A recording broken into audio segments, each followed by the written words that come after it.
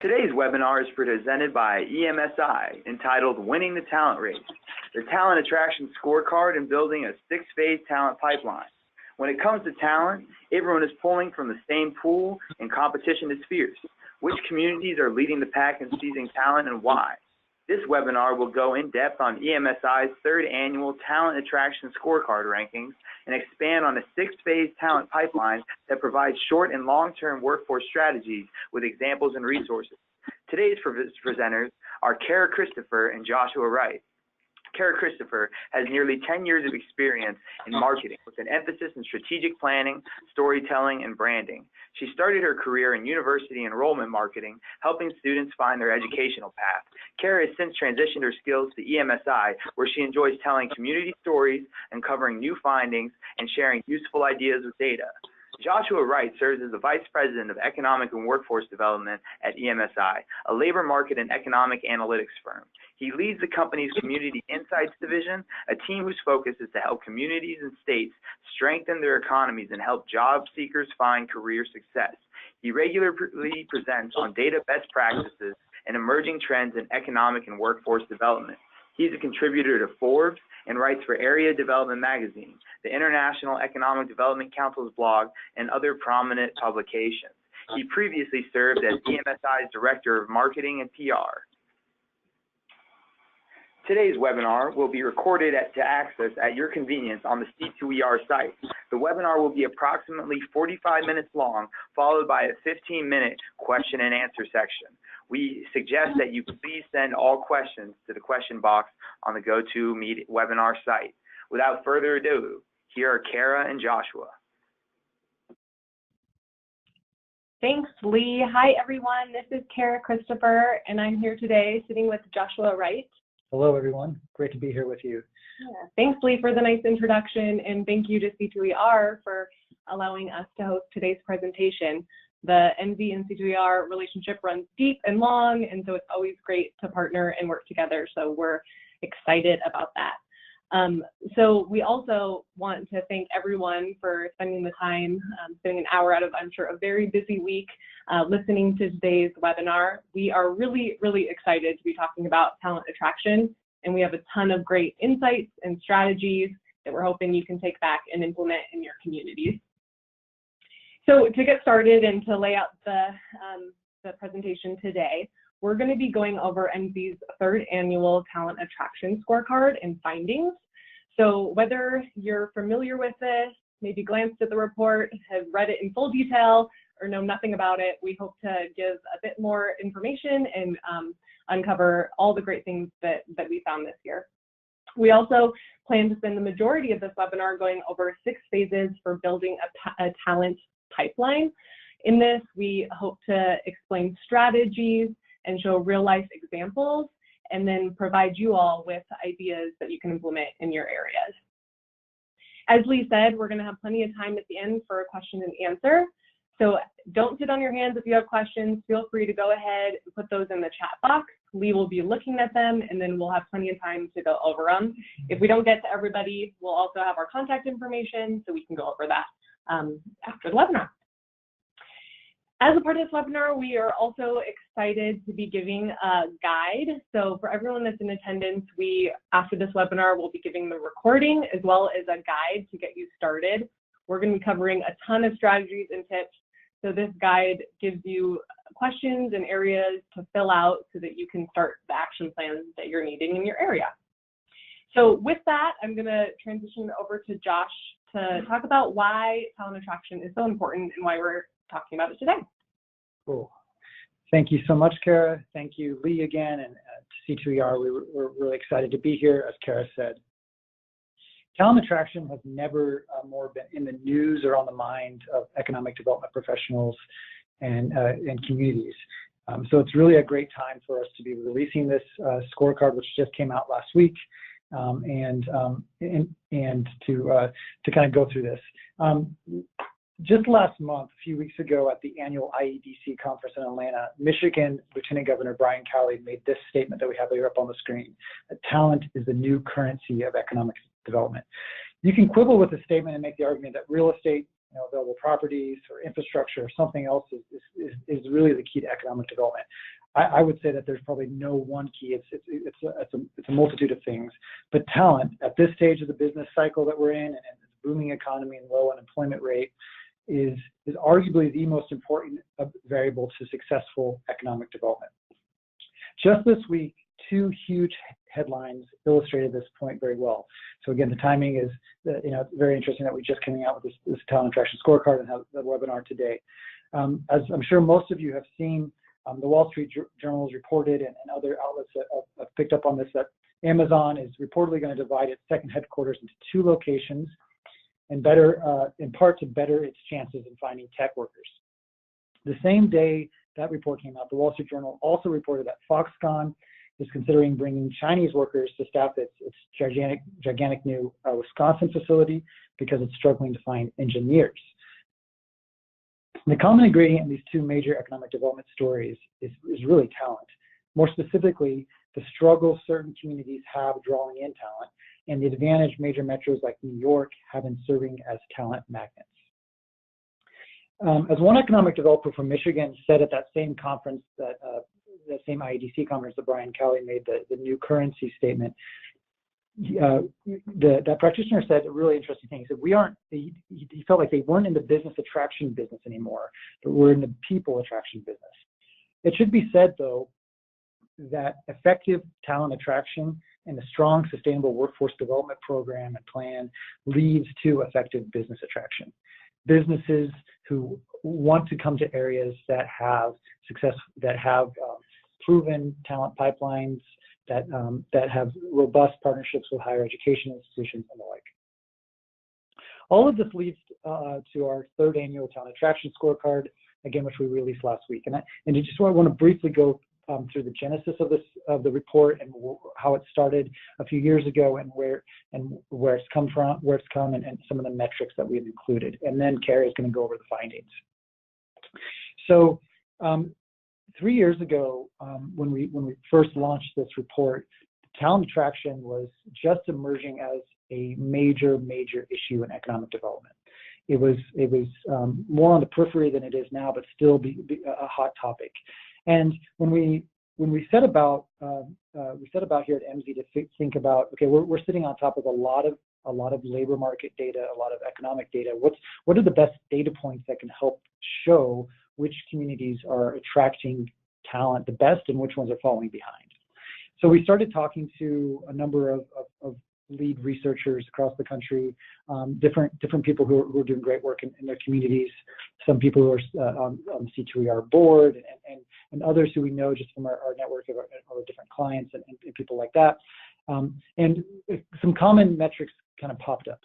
The biggest, probably most common one was, well, you need to look at net migration and the in and outflow of people. And so we started pulling data from the IRS, and that's the data that we included here and what we'll go through in more detail. We also looked at just raw job growth, which communities are gaining jobs, losing jobs.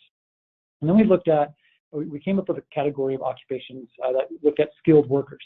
And these are really, the skilled job growth really falls into a couple different categories, but it's those occupations that require formal education as determined by the BLS, and also those in which experience or on-the-job training is preferred. So we have a list of occupations that to tease out skilled job growth.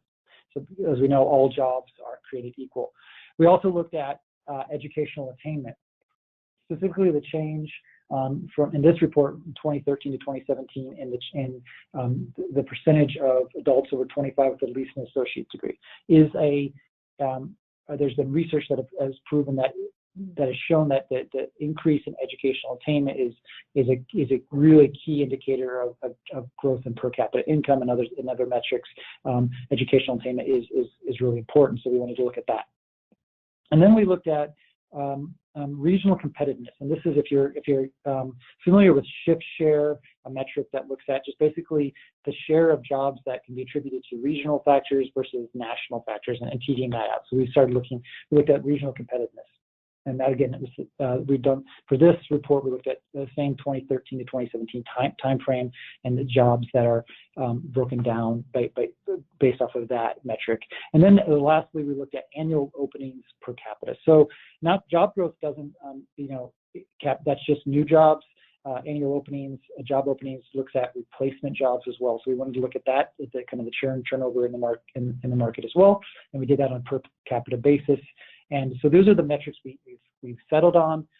We've looked at the last few years, and now because we have 3 years of data, 3 years of results, we can do some cool trending of the scorecard to see the counties that are doing the best and the counties that are falling behind.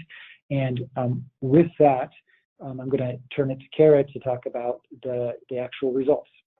Yeah, thanks, Josh.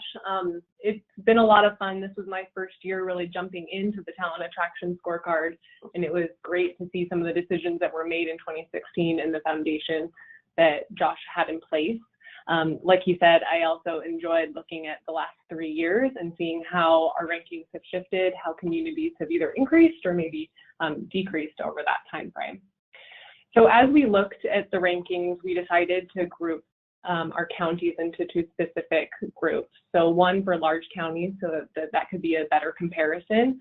So we'll be talking about in this first analysis, population of 100,000 or more for large counties. So this is our top 10 list. So to let you explain what you're looking at here, on the left is our top 10 for 2018. And as you look over to the right, you're seeing how the rankings were in 2017 and how they ranked in 2016. So some of the cool things that we found were 4 of the top 10 counties had been in the top 10 for all 3 years. So number 1, Maricopa, number 2, Clark County, number 7, King County, and number 10, Mecklenburg County. The top 10 large counties are mostly in southern and western states. And we also saw that Lee County, Florida, Williamson County, Texas, and Riverside County, California made the biggest 3-year jumps. So moving your eye across, you can see that Riverside County went from number 12 for the last 2 years up to our number 3 spot. As we're looking at this data and as I continue to talk through the findings, I think it's interesting to see that this is starting to tell a story of how counties are increasing over the last few years. Just a few weeks ago, Josh sent me an article on Riverside County, California. Now they're seeing large growth due to spillover and a high cost of living in LA. I think this is a great example of how stories can be told, not only with data, but also with an understanding of ground intel and knowledge. So as you're looking at this today, I hope there's some people in the audience that live or know of these counties and can start to put together the pieces of what they're seeing on the ground. So looking at our top 2 for 2 years, it'd be remiss not to do a big shout out to Maricopa in Phoenix and Clark County in Las Vegas as our number 1 and 2. If you remember from the slide previous, they were in number 1 and 2 from the year before, and so they've been kind of dominant in this category.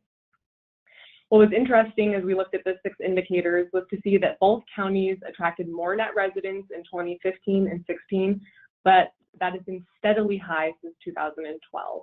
So they've been doing a lot with bringing people to their area. Both counties also ranked in the top 10 for regional competitiveness, which, as Josh mentioned, shows that they have a larger than expected share of skilled workers. Moving on to Texas, we noticed that in the top 10 ranking, there were 3 new counties, and they came from Texas. So Collin, Denton, and Williamson counties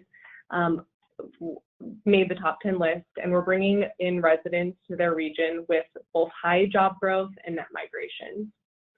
Each of these Texas counties also ranked high in adding an educational pipeline with an average 17% growth in adults with associate degree or higher. Interestingly, Emsi just came out with a report that talks about alumni migration, which Josh will be mentioning here later in the presentation. But it was great to see that Texas has the highest alumni retention of any other state in the United States at 74%. So for us to also be seeing in our report that there was a high percentage growth of educated population, we're starting to see some correlation there, which is awesome. However, it's important to note, and I think it's important to note for every state that we looked at, that there are highs and there are lows. And excuse me, Cara, it looks like we're not getting the webinar click through, and so make sure that the slides are being shown. Lee, on your area, are you seeing the slides?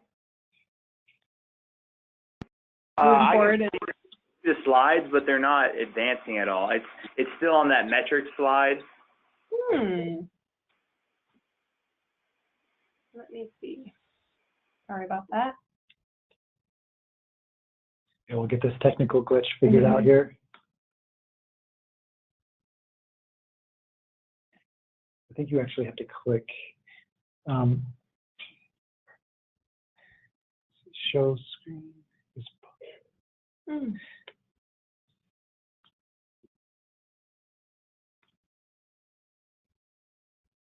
There we go. All right. Thanks for seeing that, and sorry, everyone.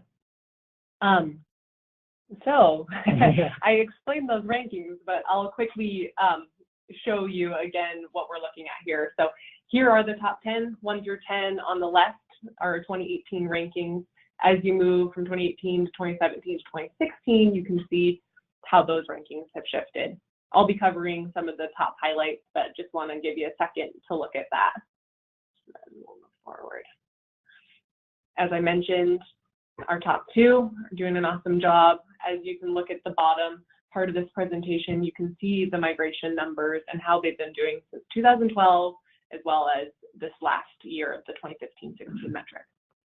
Yeah, and just to add to that, the net migration numbers from the IRS 2015-2016 is the latest as of when we've done the study, which is of course just last week. But that data is a little bit lagged, but still very thorough data there. I think. And then I was talking about Texas, these 3 counties that have really added to the list and a lot of the great growth that they have seen. But I also, and what I was speaking on was that every state that we saw, there are counties that are leading, and there are also counties that are maybe falling behind. And so this is just a one call out to Texas, because 2 major counties, Harris County in Houston and Travis County in Austin, saw a drop in their rankings. So last year they were in the top 10, and this year they're almost at the bottom of our rankings. We ranked 597 large counties, and they ranked at 580 and 591. This was really due to a drop in their net migration in 2016. Sorry, audience. Sorry, C2ER community. We had some technical difficulties that we had to resolve. We will sort through this and continue the presentation now. Now back to Cara and Josh. Thank you. Thanks, Lee, and wanting to send out my apology as well. Thank you for everyone who's still on the call with us. So just keeping our cadence, because I want to make sure we get through all the good stuff we have today. So Cameron County, LA, has topped the small county ranking for the 3rd year in a row. And what's amazing, I think, compared to all of our counties, is they have seen huge job growth. And when I say huge job growth, they've seen 411% in growth, and then 529% in skilled job growth, as well as a rise in educated talent and regional competitiveness. So there's no surprise that they are dominant. When we looked at this, we, of course, are thinking why. And so we looked at seeing some of the increase in construction and extraction occupations by almost 2,000%, which is giving Cameron County a location quotient, or what we call a concentration, of 12 times the national average. And you can see here that construction extraction going down to architecture and engineering, business and financial operations, etc. So they are dominant in a lot of categories. Yeah, this is clearly where the energy economy and the oil and gas boom and kind of continuation there in Cameron County has paid big dividends for that local economy. And then finishing out my findings, we expanded again, like we did with the large counties, to the top 50, and we found that Georgia is attracting the most people, and that they are really dominant in this field. So Burke County at number 2 and Twiggs County at number 6 lead these rankings. Over the last 5 years, Georgia has seen an increase in the manufacturing industry, which has really helped with this. Both Burke County and Tweaks County have seen large job growth since 2016, when their index scores were ranked at 266 and 129. So they've done some big jumps over the last 2 years. In addition, White County, Georgia saw huge skilled job growth at 50%, and workforce growth in Georgia is dominated by Generation Z and millennials, which you can see in that top corner. Twiggs, Burke, Oconee, and Jackson lead these generation bands, which is great. So, Josh, do you want to round out kind of what we do with this and how we move, how our communities can think about it? Yes, absolutely. So we've gone through kind of the genesis of the Talent Attraction Scorecard, why talent attraction is important. We really want to get into kind of how to implement this into your region. And so we're going to go through the kind of 6 phases of the talent attraction, development, and retention process that we see and that we've kind of honed the last couple of years with different communities. But we also want to give a little more of a background why, of kind of other things to keep in mind as you're going about this process. So obviously workforce is a huge issue. Workforce development is a big issue, and talent attraction is. But it's also important to even take a step back before that and to know thyself as a community, and to understand your strengths, your comparative advantages, and the industries that drive the demand for workers. This is a point that we've emphasized for years at Emsi, just as we look really at the data, both the industry data and occupation data. The occupational demands in any given region, characteristics of that region are really driven by the drivers, the industry drivers. Talent really relies upon the demand created by industries, and knowing those industries, knowing your key clusters, your emerging sectors is extremely important as a first step in that. It's also important to understand that talent attraction is just one leg of the 3-legged, kind of what we like to call a 3-legged stool in workforce, and that's both including talent development or workforce development and talent retention. It doesn't do a whole lot of good to attract talent if you can't keep them, of course, and so that's part of it as well. This really requires short and long-term thinking among community partners. Workforce development is a dynamic, complex process that takes constant fine-tuning, and both a short-term view and a long-term view. It also requires leaders in economic development, K-12 and higher education, the local business community, and of course workforce boards to be on the same page. And this is why it's important and really crucial to understand and develop a talent ecosystem, all the key players in that, and which key organization takes the lead at certain points along these phases that we're going to talk about. So who is the directly responsible individual or organization to take the lead? That's something to consider. I think it's also something to consider when you go through the guide, if you can, that we'll send and print off, thinking about is it your organization as an economic developer or as a workforce board or as a nonprofit in your region? How do the entities in your region play nicely together? Not just play nicely together, but take responsibility for these different actions. So with all that said, we developed a 6-phase talent pipeline roadmap. We included this framework in last year's scorecard, but we have since expanded upon it, worked on the ground with communities on this, and learned quite a bit, and excited to unveil this with you all here. So the first phase is kind of the short-term, 0 to 6 month talent. This is kind of the talent attraction as a lot of people think of it, and it's because businesses need talent and they need it now. How can you? We were trying to answer the question of how can you impact your region's workforce development landscape today. In this phase, you're trying to recruit talent from outside your region, which means they'll likely be white-collar workers or tradespeople who can make good money. Otherwise, they're unlikely to move. Of course, money talks in this case. But there are really different types of workers you're also looking inside your region and outside your region. So here are just a few tips, and we'll be going through a few examples as well with each of these. But the first tip is to get creative in your search. So look for talent pools among some are the following of the ones that we've listed, including, and there's others as well. So who are the high school and college alumni who have left your region? This is where Emsi's alumni database, workforce insight profile database can be really valuable. are there people with relatives in your community, or those with an affinity for the amenities you offer? About underemployed workers who may be willing to migrate for better career prospects, or veterans transitioning to civilian life, stay-at-home moms or dads transitioning back to the workforce, or even remote workers who eventually could have a physical presence in your community. This is where it really takes some creativity. Second tip is to channel your marketing skills.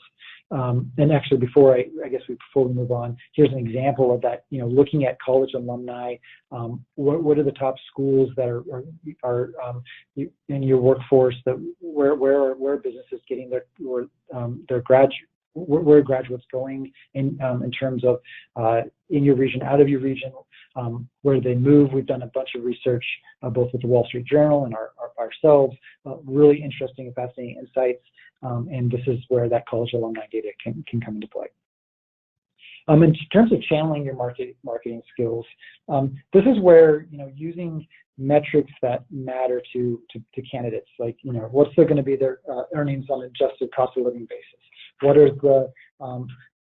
are the talking points that resonate with different types of audiences, whether they're mid-level workers who care about affordability in schools, or college grads who care about the downtown scene and arts and culture, or entrepreneurs who want co-working spots and resources for startups.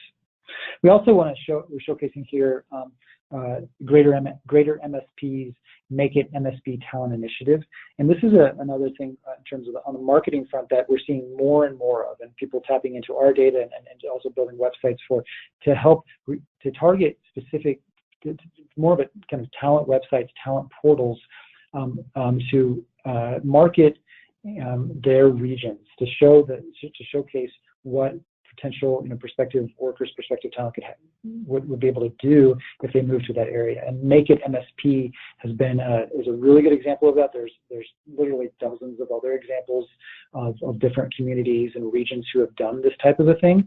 I really like that Make It MSP, and talking to that group has what they've done in terms of they build it in a very sustainable way. They spent about a year researching the migration and other data that of the region to understand the dynamics, and then they thought about the long haul of what this campaign and this initiative needs to be, and they have a really robust website. So I encourage you to check that out if you haven't seen theirs. And this is something that I think about as well as a marketing professional. It's not just about knowing the ins and outs of what makes your community better or the best, but it's about targeting your audience and making sure that you're segmenting communications that make sense to that audience. And so I think that was an awesome point Josh brought up. Yeah, and one other point here is, before we go, is it's also important here, and when we're thinking about the short-term talent attractions, to really think like a business. What are businesses doing to attract workers, and how are they being creative?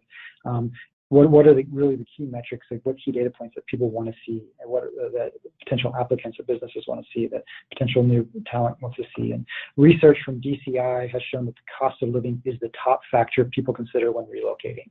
So cost of living, adjusted wages, again, as we mentioned earlier, it could be a really valuable thing to isolate. And in addition to both on a website like this, those wages, what they can earn, but also the real a portal to job postings, to what are the key employers that really that dominate your region or that you want to highlight, featured employers. Those are the types of things that people are doing, that communities are doing at these websites. And so I encourage you to consider that as well. The second step moving along is more of the 6 month to 2 year time frame. So you've got a little bit longer time horizon here, but we're thinking in this case of transferable skills or developing skills from within. In this phase, we recommend partnering with training providers outside of traditional education. Think of coding academies and others, but also community and technical colleges that can spin up short-term certificate programs. So how can you retool or upskill workers already in your area? Here's a few suggestions.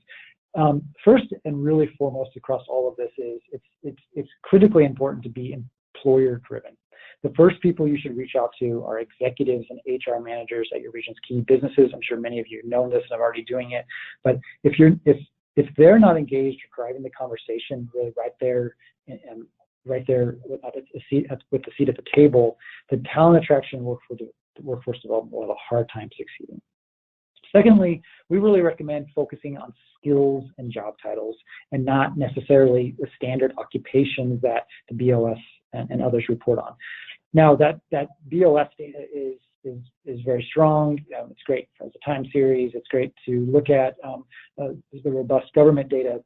But there's also, it also can get antiquated, and it's quickly, when you're talking to employers, especially hard to translate those standard occupations into what employers need. This is where it's, again, vital to talk to employers, and why we also recommend looking at job postings, kind of more that real-time labor market information, job postings, resumes. We've been doing a lot of analyzing of how skills cluster together. We did a big manufacturing is not dead report a few months ago. We looked at data science along those lines. We're about to release a report about liberal arts and the skills needed of liberal arts degrees along these with skills and what we see out of resumes and online social profiles. And it's all based off of the core employer needs driven by that region. Again, who are the key employers, what are the key industries? Look to coding academies, apprenticeships, incubators. Again, this is where the non-traditional side of education comes in. The more you have of this, the better. It's also worthwhile to look at the number of workers in your community with ACT work keys, National Career Readiness Certificates, NCRCs. This is something that's been talked about in a number of different research reports, like Site Selection Magazine has used this in their measuring of different states. It's another great way of measuring the readiness of your workforce. And then last here is, let workforce development agencies either take the lead or be really a key player in this. This really depends on the dynamics of your region and how economic and workforce development play together. But one proven method for helping businesses get quick talent is providing minimal training to individuals with similar skill sets that could transfer to needed positions. For this, we suggest a couple of things. You could look at job posting analytics and look at the skills that employers are putting more in real time. You can also look at skills transferability data from ONET. The ONET database is a really nice resource. These two analyses are already many workforce boards are accustomed to doing. Also, a newer approach that Emsi is piloting, and we'd be happy to talk to you more about, is comparing an adult learner's resume with the resumes of thousands of others with similar backgrounds to look at the shape of their skills profile, the sequence of their job history, and recommend new careers. This is kind of the cutting edge of more career pathway analysis that we're doing. We did a big study with the National Retail Federation that's going to be released in early 2019, I believe, Cara. And so look out for that. But this is the type of work that we're working on and our data scientists are working on. Third, and actually before we move on to the third, I want to highlight an example of this skills transferability. So in Eastern Kentucky, perhaps you've seen this case study on our website or heard about what happened in Eastern Kentucky with the intense layoffs in the mining industry. A lot of heartbreak and trying to figure out what to do. Workforce agencies, community colleges coming together to figure out what to do there.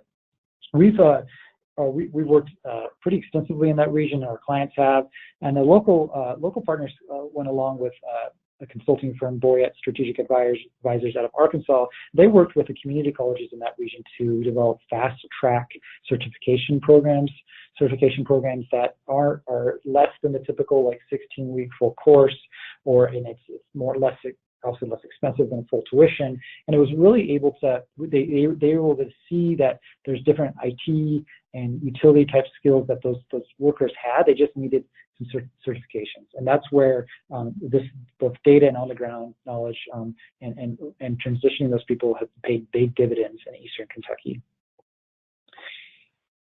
So third, we want to talk about technical certificate programs of also more in that 2 to 4 year time frame. So this is an ideal spot to encourage longer term apprenticeships, develop sector strategies or sector partnerships, search for state and federal training grants, and generally involve higher education in the business community to develop a sustainable pipeline. So some training will require more than a short-term certificate, and the process to determine demand and start such a program can take time, no doubt, but it can't be skipped or shortchanged. This is where understanding the demand is really important.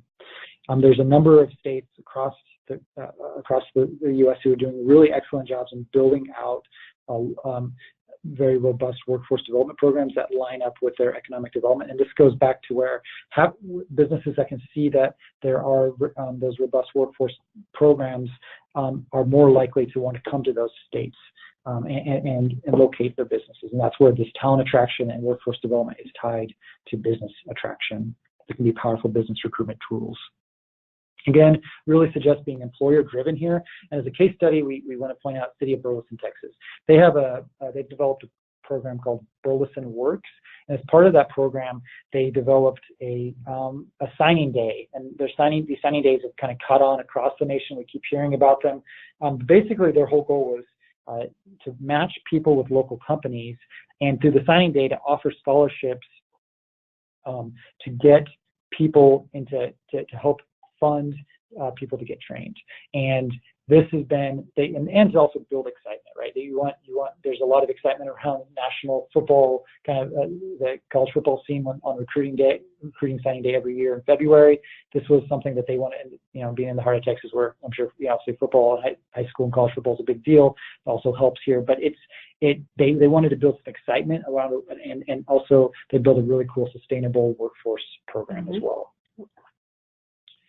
Okay, so just kind of going through these things as we're running out of time here. Fourth, we want to talk about more of the 4 to 7 year time frame.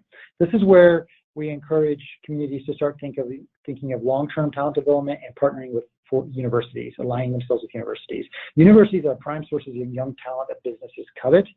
Cities with educational institutions attuned to industry needs, if they can retain the graduates, which again is a big if, have a leg up on their competition. And think of the Amazon HQ2 process and all the talk about talent in university systems and things like that.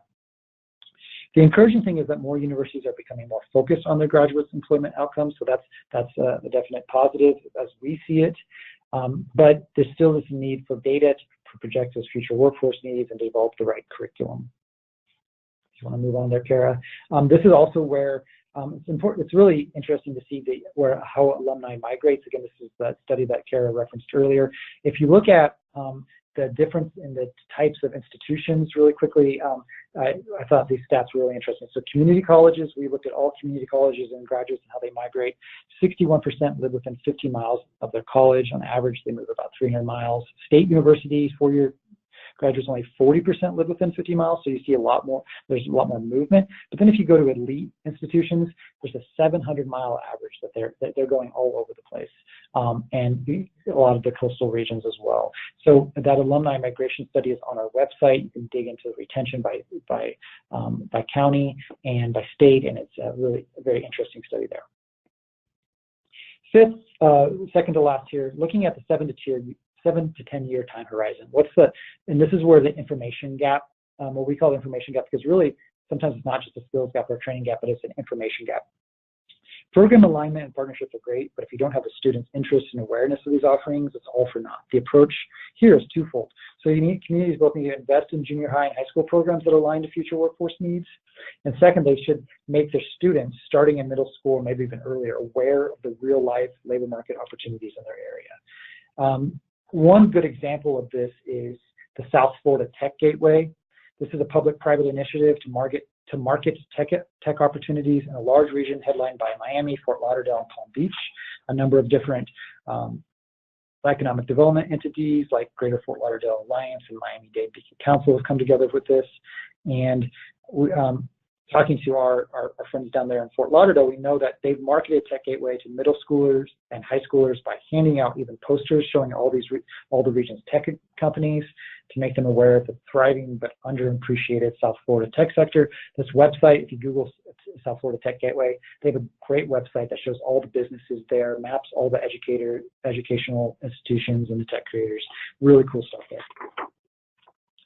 And then the last phase is starting even earlier than that, the 10 to 15 year time frame. And this is where research has been really interesting. It's shown that education is most influential the earlier students are introduced to concepts and ideas. And this is, again, we're focusing on STEM education, some of the general cognitive, like broader soft skill and but broader skills that, depending on how the economy and labor market adapts, still will be very important. And that's where both tech and computer resources, STEM resources, and general awareness of the key things that are always going to be existent in our economy are super important. But starting early is a great idea. This can start as early pre-K programs and this is kind of where the cradle to career workforce pathways are are a good idea. So with that, Cara is going to go through a couple takeaways, and we can answer any questions. Yeah, Josh, thanks. So that is a ton of information, a lot of good examples. And so now, where do you begin? The key takeaways from what Josh just covered was really know your strengths and your comparative advantage, as that's going to be the foundational element to creating your strategy and actually being successful. With that and knowing your strengths, unlock the potential of data. So make sure that you're not only using assumptions or what you see in your area, you're also looking at data to look at accurate economic drivers. So which industries drive your economy and bring in outside dollars, or which occupations and skills are most important to those industries? In addition, how can you use data to leverage some of these strategies, such as finding people that were alumni that may have left your area and be willing to come back? So also be mindful of your talent ecosystem. So Josh mentioned and showcased a talent ecosystem can be made up of universities, community colleges, workforce boards, economic development, etc. So you may not have a university in your ecosystem. So how do you work around that and be mindful of what is appropriate and available in your area? Another point that Josh made was identify a point person for each of the talent phases. So realize that this is not something where you're sitting at your desk trying to make a 15-year plan work. This is a partnership approach, and the key to success is making sure that you have people that are passionate about one or two or each of these strategies, and that you can have leaders in each of them.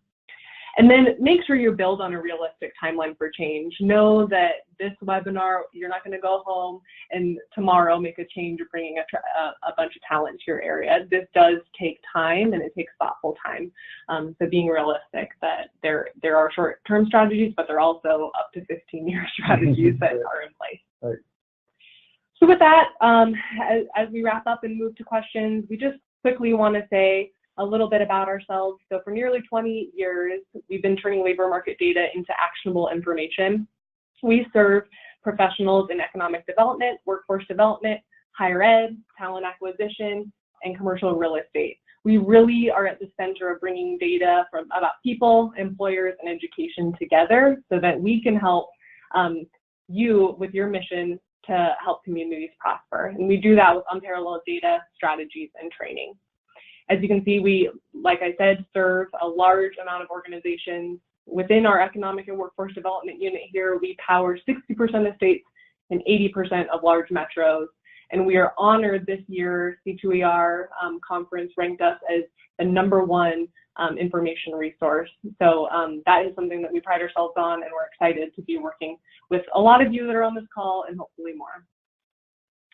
So before we move to questions, we just want to say thank you for attending. We're going to be sending out the guide that we talked about, which just really starts to ask you questions and get you acquainted with how to think through the 6 phases.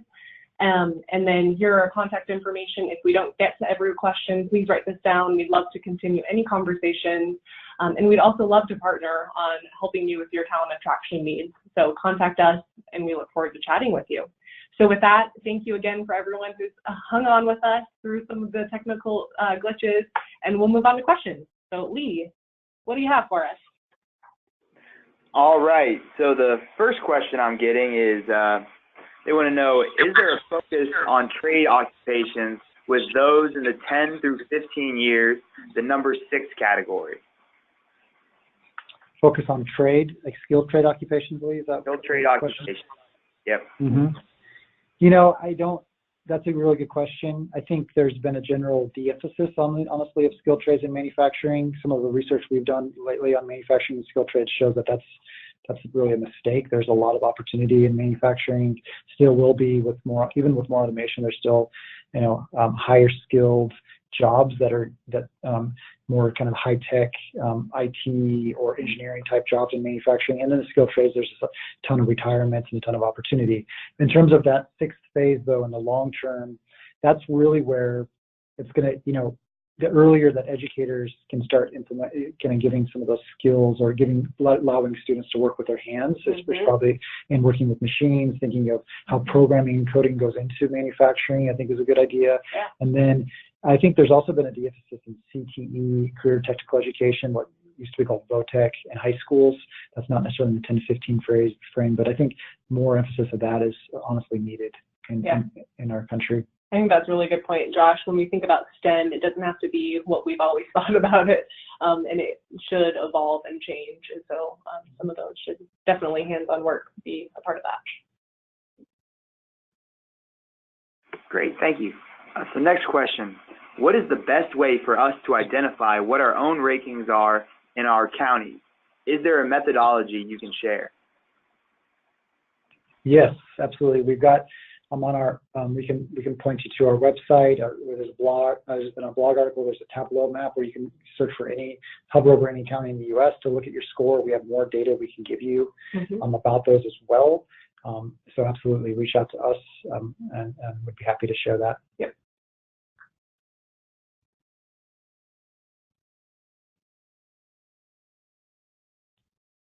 Great. Next question. Where does Emsi get its alumni data from?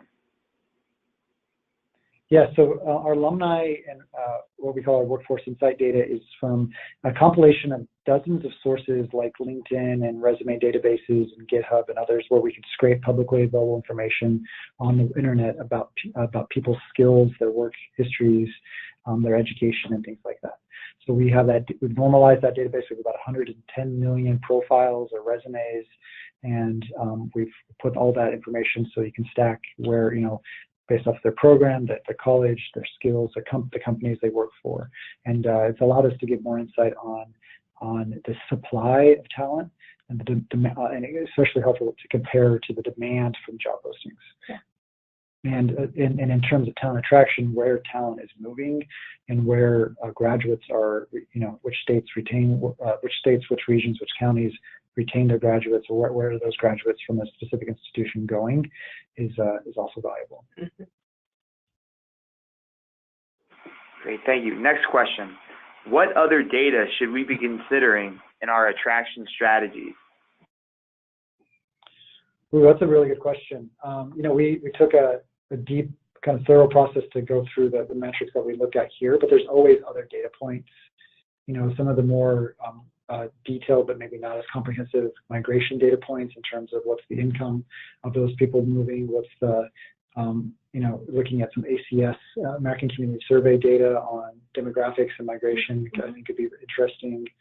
I think you're also looking at wages and cost of living, and like C2R's great cost of living index, which is also in our tools, being able to, adjust the wages for that, see what's the difference, how far those dollars are stretching for people, and what's going to resonate for people, for talent. It's different than what's going to resonate for businesses, and you're trying to attract them. Anything else, Cara? No, I think you are covering it. Okay, last question, then we're going to have to wrap things up.